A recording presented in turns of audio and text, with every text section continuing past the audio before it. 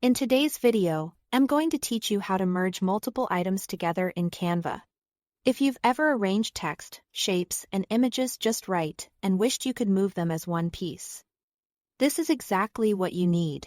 We're going to group elements in a few simple ways so your layout stays intact and easy to manage. Start by opening your design in Canva so you can see the canvas and the elements you want to combine. Grouping works with most items you place on the page, like text boxes, photos, icons, and shapes. The idea is to select more than one element at the same time. Then tell Canva to treat them as a single unit. One way to do this is to click on your first element to highlight it. Then hold the Shift key while clicking each additional element you want included. You'll notice a bounding box appear around everything you've selected. When you've got all the items you want, look to the top toolbar and click Group. Instantly, those pieces are linked together and will move as one. This method is great when your items are spread out or when you want to control exactly what gets included. Another quick method is the drag.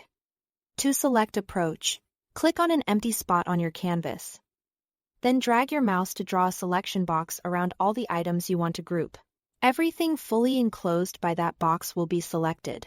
This is especially helpful for clustered elements. Just be precise so you don't accidentally scoop up background items you didn't intend to group. If you prefer using the context menu, select your elements, then right-click and choose Group. It does the same thing, just from the menu that appears under your cursor. This is convenient when your cursor is already near the elements and you don't want to move to the top toolbar. For a fast, keyboard-first workflow, select your items and press Ctrl-G on Windows or Ctrl+G on a Mac. It's the quickest way to group, and you'll find it becomes second nature once you've used it a few times. Once grouped, you can scale the items up or down together by dragging a corner handle, keeping all spacing and alignment intact. You can also move the group anywhere on the canvas, and everything stays perfectly arranged.